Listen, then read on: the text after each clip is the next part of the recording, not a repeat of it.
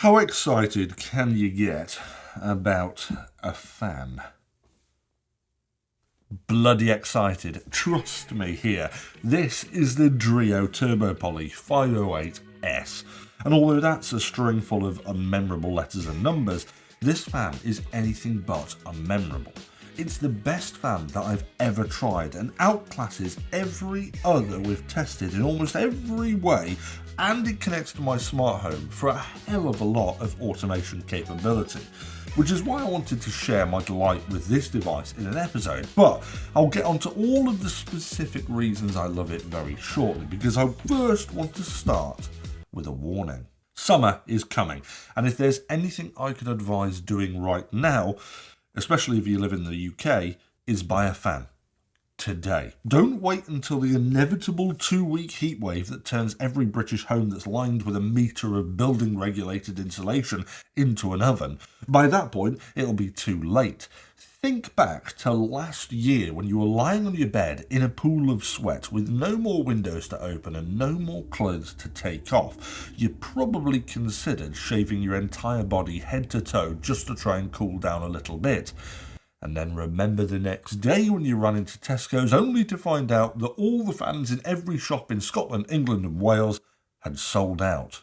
Honestly, any British person will be nodding in solidarity right now. But I can hear you Americans scoffing at what I'm saying.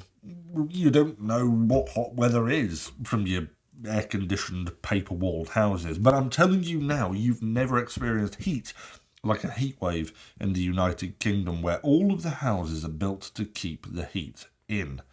It's not far off torture, which is why I'm getting in before we've got any more heat waves and making some recommendations. So, back to the Dreo TurboPoly and why this is now my number one fan. And the first reason is the oscillation. And believe me when I say this thing has some wild oscillation.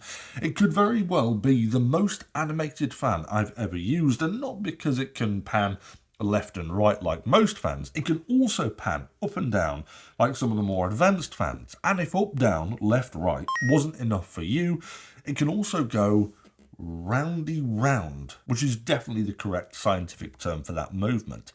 Now this helps air circulate incredibly throughout all of your room in all corners, which is super handy if you're trying to evenly disperse perhaps the cool air coming from a window or air conditioner.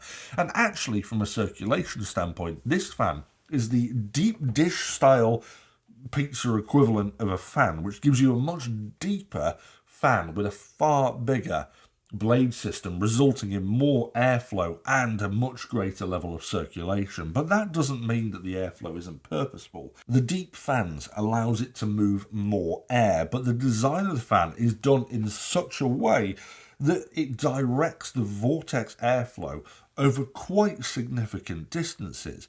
It's so steady and so directional that if you put it on a low enough setting and point it directly upwards, it can suspend a balloon in place.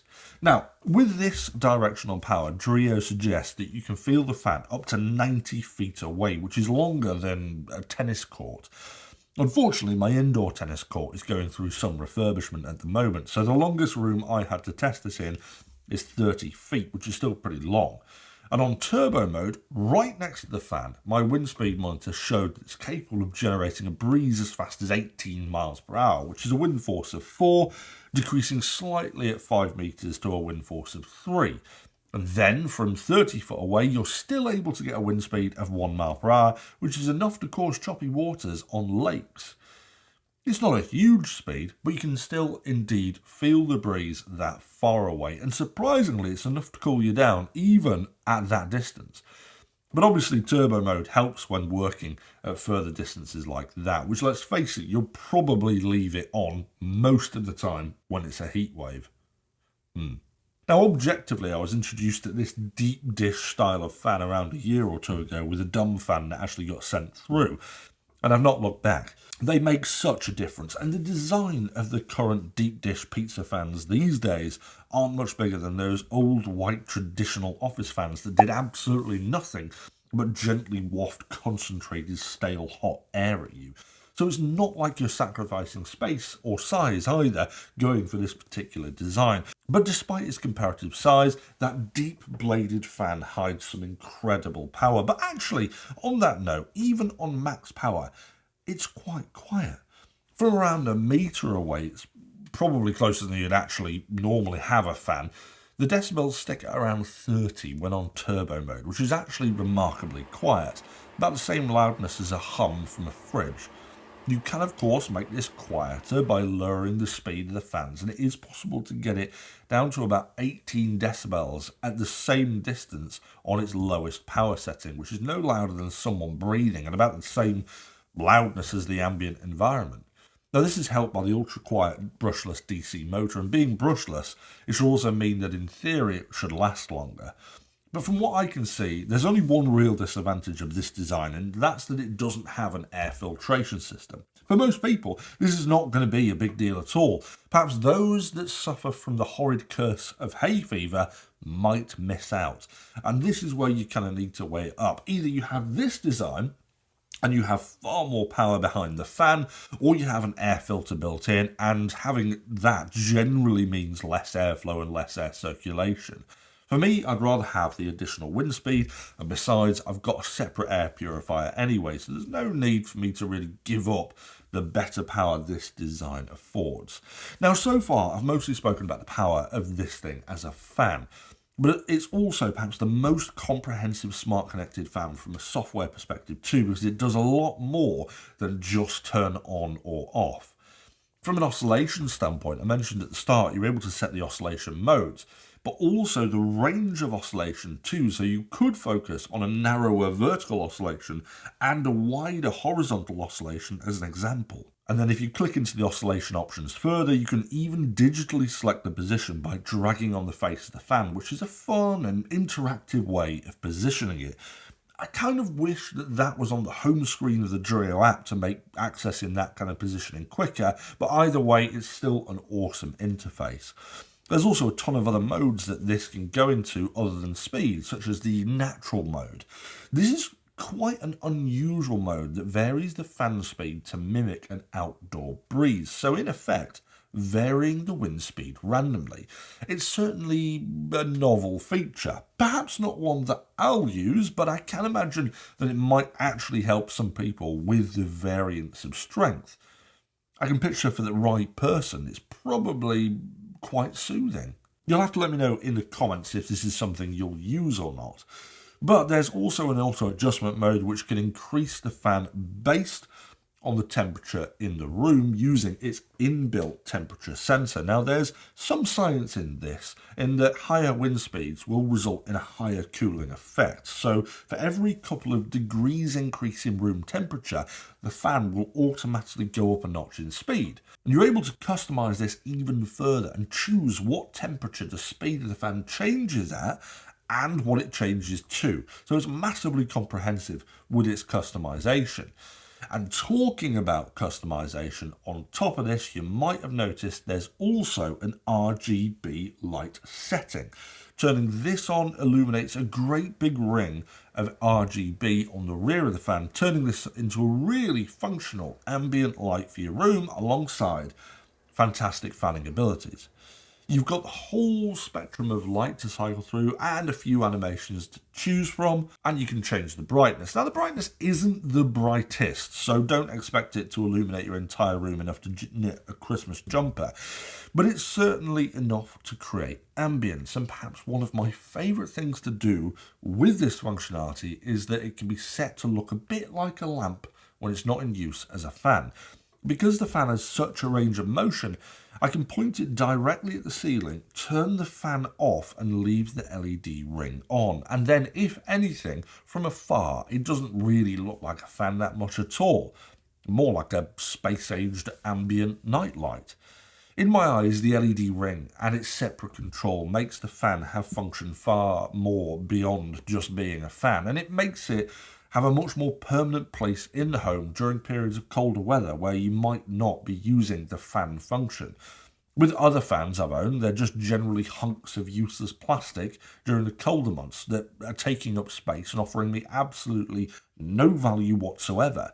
whereas this is the complete opposite. So it's a huge positive in my eyes that Dreo have included this and allowed you to control it individually as part of your smart home. Now, there is one last thing in the Dreo app that I like, which I think is notable, and that's the child lock, which disables the on-fan controls situated on the stem. That stops essentially milk goblins from tampering with your setup. Now, it doesn't, however, disable the remote, which you keep in a caddy attached to the top of the fan, so you may want to unclip this and hide it somewhere in a drawer to avoid inquisitive little children and their wandering fingers. But on that point, it's awesome to see that there are different methods of control for this. You've got the onboard fan controls, you've got the remote, and then you've got the ability to pair it up with smart home assistants like Alexa, Siri, and Google Home.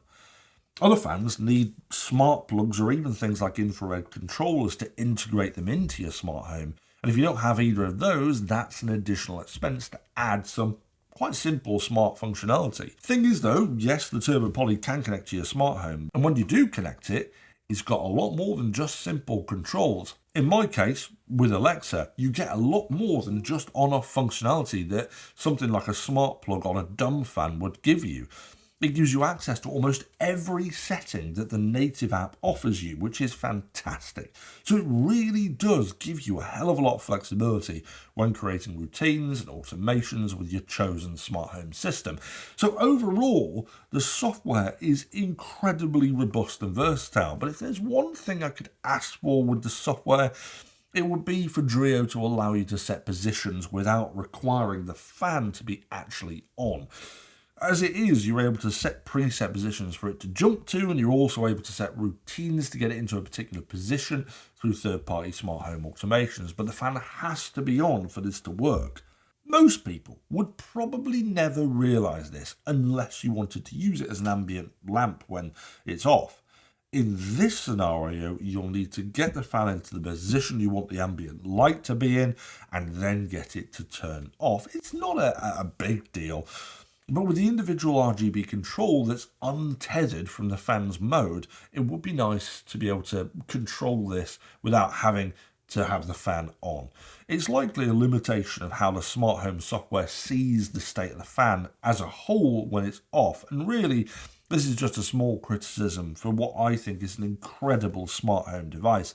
And I have to say it, it's the best fan that I've ever used, and it's not even the most expensive. In fact, the price is perhaps one of the most surprising things about this device, and I'm not going to tell you how much it is. I want you to check it out for yourselves at the link below, and then come back here and tell me if it's cheaper or more expensive than you thought it would be.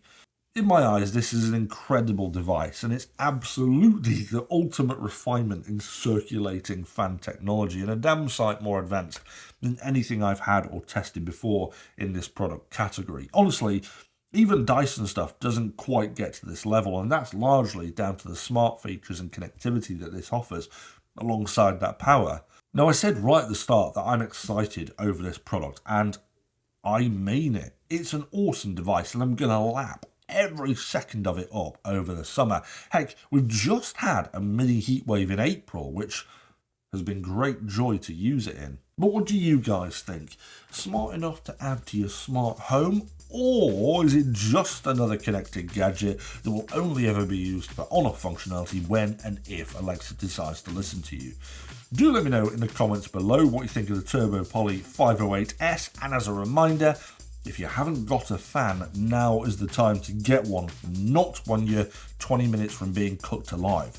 So I'll drop a link below to this device if you're interested in the description below. But other than that, guys, if you enjoyed today's episode, hit that thumbs up and subscribe for more. And I'll see you back for another episode of STU'S Reviews soon.